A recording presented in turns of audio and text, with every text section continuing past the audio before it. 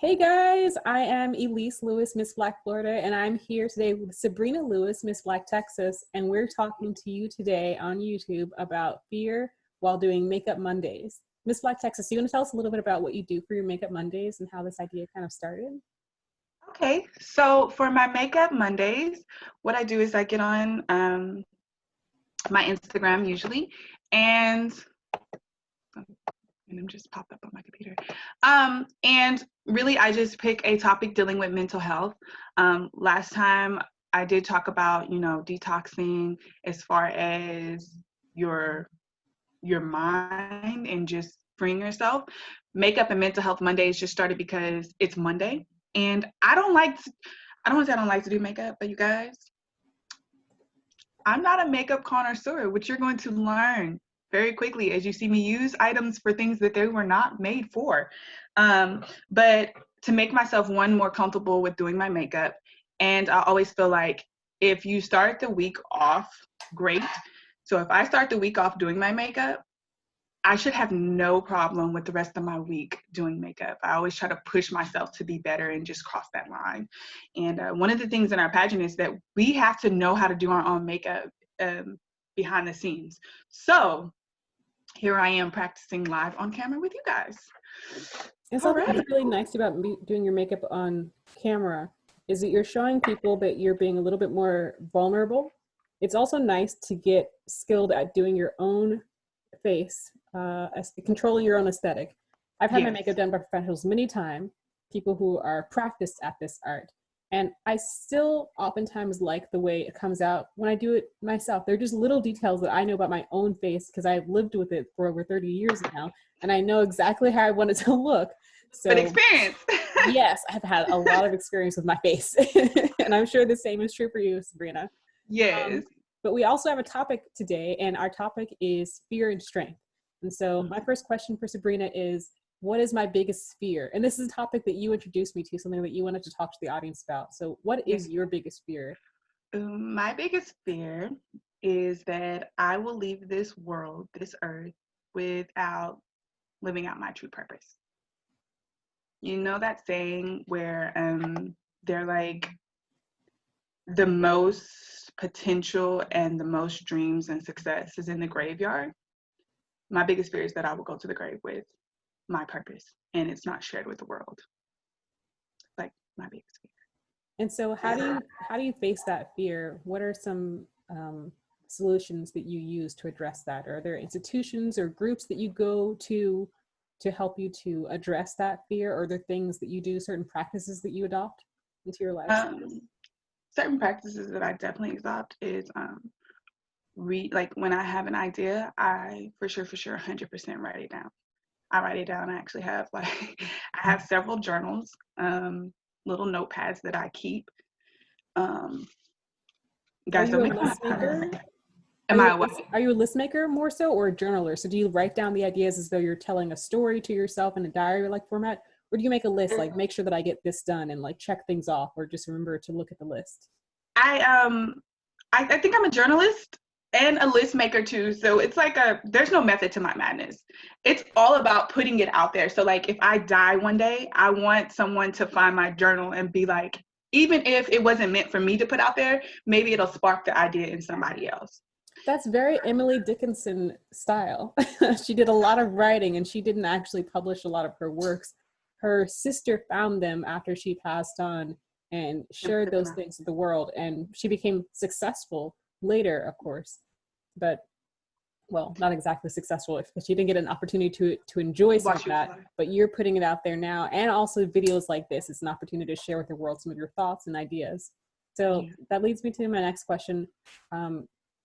This is something that I like to think about, and that is strengths. Because my personal platform as Miss Black Florida is really heavily focused on trying to elevate people to be the absolute best versions of themselves. A lot of times we go through life and we're not really thinking about, how do I improve myself? We get to a certain point in life after schooling is usually done, because there's the schooling process where we're learning how to be more intelligent, to think more critically, and then we leave from that area and we get into our jobs, and then we kind of start to settle. Not all of us, but many of us do. And we don't think about what more can I learn? What more can I do? How can I become better and better in life and grow? And so that when I leave this planet, I have done my utmost. And so Exactly. my question is, what are your strengths, or what are some things that you can do to be stronger than the person that you are today? First, I can start off by learning how to do my eyebrows correctly. That is a strength. My strength is that I think I'm a lifelong learner. I like Like that. when I left college, the thing was for me is that I felt so lost. I don't know if you felt that way. Like you spend your days studying, constantly, trying to retain some information. And when you're done with school, it's like, what do I do with my day? Even if you Exactly. have a job, it's like, Trying to figure out what's next for you. Like the yeah. structure, even though college doesn't have as, like, you slowly lose more and more structure as you go through the education system. So you start off in elementary school, kindergarten, all of that, and there's tons of structure. And then there's more of it as you go through the schooling process. And then in high school, you start to have a little more control over when do you want your time blocks of classes to take place? When do you want your lunch break to be in some schooling systems? In college, you get to control your schedule a lot more. And then after that, it's almost entirely up to you. There's the work schedule, but beyond that, everything else, you have to figure it out.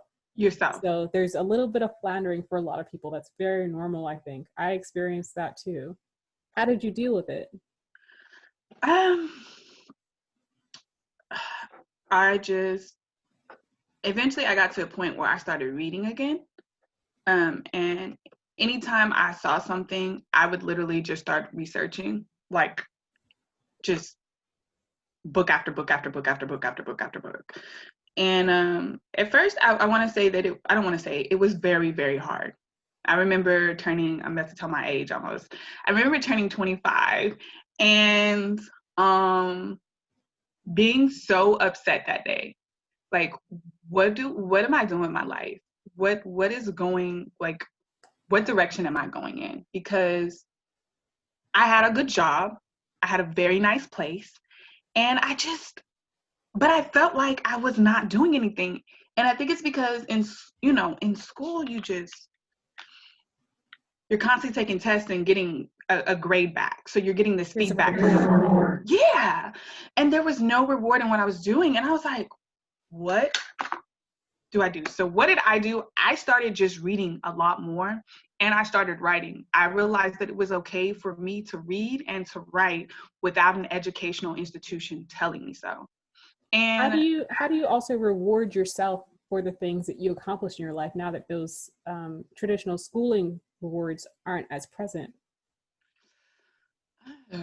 how am I rewarding myself? Or do you find the process of what you're doing rewarding in and of itself? Sometimes I that is find the the reward. process rewarding. That's what it is. I find finishing a book rewarding. I find taking my runs as rewarding. I find all those things and writing. Like when I get done writing, I feel like I don't know, I feel like I'm a Shakespeare. And it's not anything just great. It's really just me writing about my day or my feelings in third person. I So honestly think most of the best books, many of the best writers write about what they know, what they understand. And doing research helps add to that as well. So there's something that you don't know during research. Like you said, you look things up a lot of the time. If you don't know about it, that makes the writing more powerful. It makes it more authentic. So that's a great tactic. As you can see behind me, there is a library that I'm actually building in my home. I've been pulling books from just old trunks from childhood, from college, from my right. bedroom, things that I had stored away, and I'm slowly pulling all this together. I have a bunch of them that are still in storage. I need to go pick up at some point later this weekend and add to these empty shelves that I have behind me. So reading is a huge area of mine Mine as are well. floating bookshelves. I love that too. Thank Yeah. you. People hate helping me move because I have all these books. They're like, "What's in here?" And I was like, "Books." And they're like, "Why do you have books?" And I was like, Oh no, that's the wrong question. I read them. They're like, "You read all these books?" I was like, "Yeah." And I actually have about this floating bookshelf on the left side are full of books that I rotate. that I feel like I'm going to say a word, and I hope everybody will find something to take offense to, but doctrine. It's like my doctrine, my Bible's included in it and all, and some other religious books, but what is, oh my God, I just went blank. How to Think and Grow Rich, 16% Solution, Rich Dad, Poor Dad. I rotate those books out, literally, and I read them one after the next to keep my mind, because if you don't, something else will reprogram your mind. Yes, So I think you are what you consume. You 100% agree with that. Something else will reprogram your mind. If you allow it to, it will. But I don't know. You ever read something and get 100% like inspired by it? Like, yes, all the time. And then like you try out whatever method they told you to, and then you realize that it's working. But for whatever reason, in the long run, it just feels like it stops working.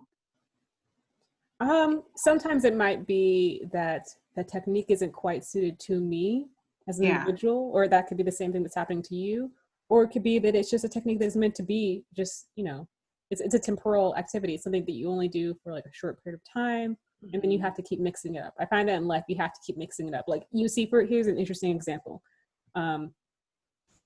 Artists, oftentimes, when they first enter into the public scene, they have a certain sort of look, they have a certain sort of sound. Everything is styled and packaged in a particular way, and you know them as that look with that sound and everything.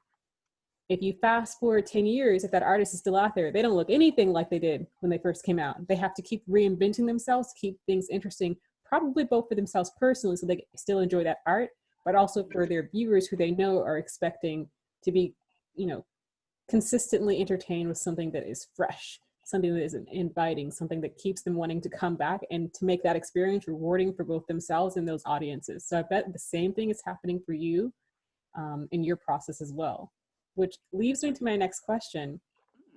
Who can coach me to grow? So are there people in your life that you seek out, or are you more of an autodidact? I find myself to be a bit of an autodidact. I'm the kind of person that like tries to absorb information on their own, but I do occasionally seek out coaches for an area where I have less experience. For example, when I started doing my bodybuilding thing, I sought out coaches for that experience so that I could learn more than I could just working out in the gym on my own or with some friends. Are there people that you go to when you're wanting to learn more about a particular area so that you can grow? Whether that's people that you see and relate to in your personal life, or people that you follow in social media or on TV, or authors or anything like that, anyone that you connect with and talk to? I'm gonna sound crazy when I say this. It's not gonna sound crazy. Almost like a Kanye West statement. You ever get ready to say something like, "Oh my God, I'm gonna sound like Kanye West"? My ancestors, and I say that because I told you like I'm a really big reader, and I switch out these books by Stephen Biko, Maya Angelou, like all of these books, and I feel like a lot of times my answers will be right there, and I'm reading the thing that I'm supposed to be reading to help me, and a lot of times, what was the word you used? Autodidact. As an individual who seeks out and tries to educate themselves, it sounds like you might be one as well. So you spend a lot of time reading and educating yourself. You're self-taught in many areas, perhaps. Yes. And then what I'll do is, because I'll kind of have like, I want to have some type of understanding before I go ask anyone anything. You know what I'm saying? Kind of, right. You have a base of knowledge. Yes. I did this so wrong. I suck at makeup. Okay. No, you don't suck. Thank you. I needed your positive vibes this morning. So I will go study, like research. Let me say, I'll go research, and then I'll go ask someone that I know knows. And I feel like in that instance, I'm able to more readily consume the information and soak up what they're saying. Because you have that base of knowledge to make it easier for it to settle on. Yes, 100%. That's how I feel. And it's crazy. It's not crazy, but when I go ask my mom, I have 9 brothers and sisters. Fun fact about me. My mom has 9 children.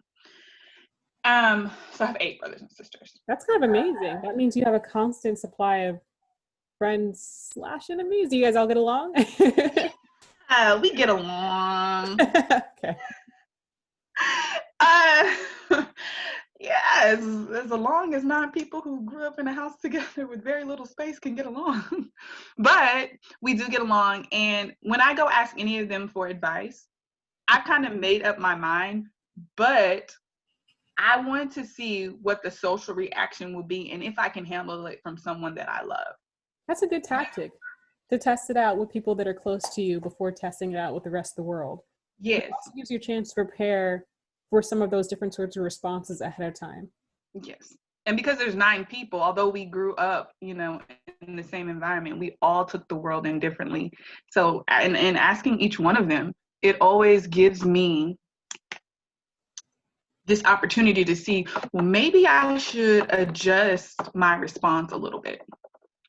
So, yeah. Considering all the different scenarios. I like asking people different questions like that just because it's a great way to see, what have I not considered? Like it fine tunes both your position and maybe even sometimes adjust it. Like, oh, I hadn't thought of that. This perspective on this issue, maybe I need to add this into my thinking. And it's also interesting to be able to hold, a teacher taught me this perspective. It's great to be able to hold 2 completely opposing ideas in your mind at the same time and see the validity in both of those ideas. Like to see that this is yellow and this is blue, and it might actually kind of be both of those things at the same time. Mm-hmm. Maybe there are some minor things in each that are a little bit wrong, but there are truths in both of those things. So having all those siblings and be able to talk to all those from people about your perspectives is excellent. Exactly. So it's great that you have those people that can help you to coach you through your growth. What kind of timelines, though, do you set to help hold yourself accountable in that growth process? Like, for example, for myself, I use seasons. So that comes probably from my schooling process. We took place in a season, to get like a spring semester, a fall semester. So I continue to do that now when I'm setting lofty goals for myself. My goal is to reach this by the end of this season. How do you set your goals? What kind of timeline do you set? You ever heard that saying, if you want to go far, go alone? But if you want to go fast, go alone. If you want to go far, go with people that are like-minded. I'm a go fast type of gal. So a lot of times I just want to get the ball rolling. Like, I'm like, no, let's do it today. So me and time management, that's something they should have taught in school, because I'm an adult still trying to learn it. And I'm a fairly seasoned adult. And I'm still trying to learn, as far as time goes, how to be more considerate of that there are processes in this world that have to happen in order for things to be accomplished, and that we can't rush them. So for me, time is just, to me, it's not of the essence. I'd be like, let's go right now. There's a great book that I read that gives people advice on how powerful time can be when you're setting goals. Because oftentimes, you're right, it's not something that is heavily emphasized in the schooling system for everyone, but it's so important. If you want to reach any goal in life, if you can set a clear timeline for that goal, it makes it so much easier to reach it.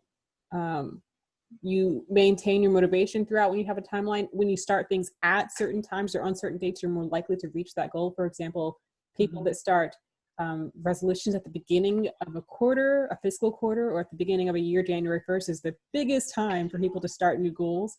If they have a set date, I'm going to have it done by the end of this month or by this specific date that is significant to me, they're more likely to reach it.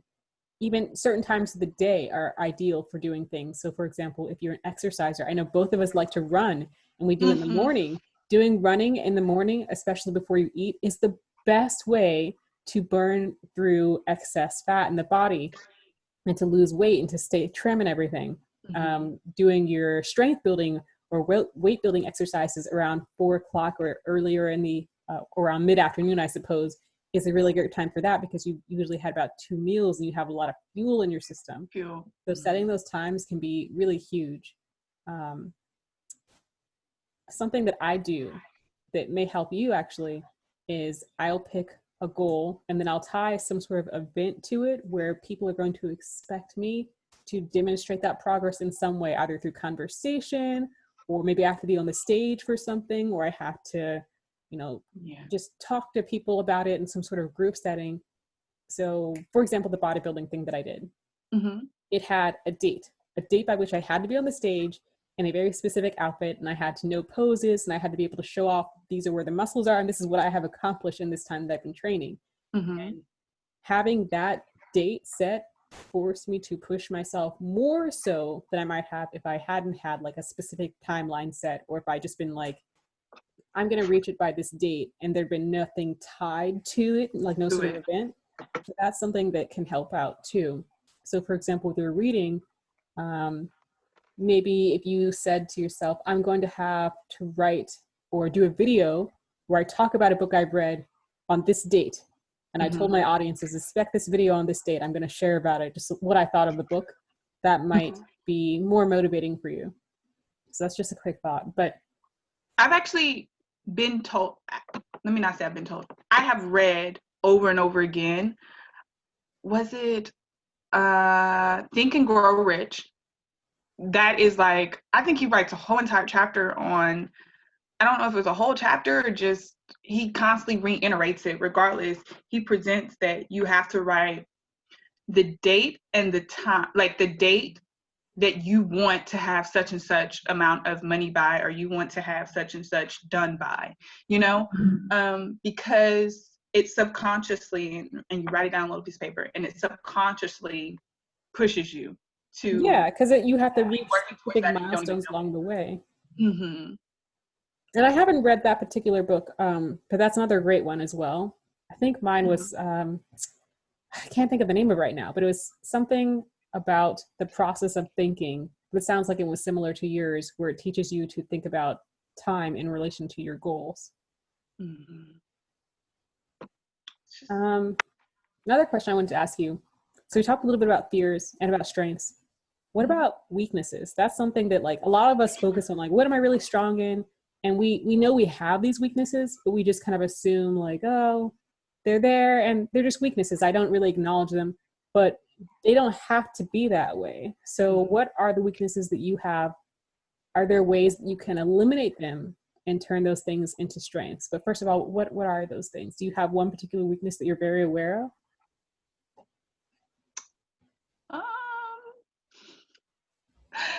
My weakness is that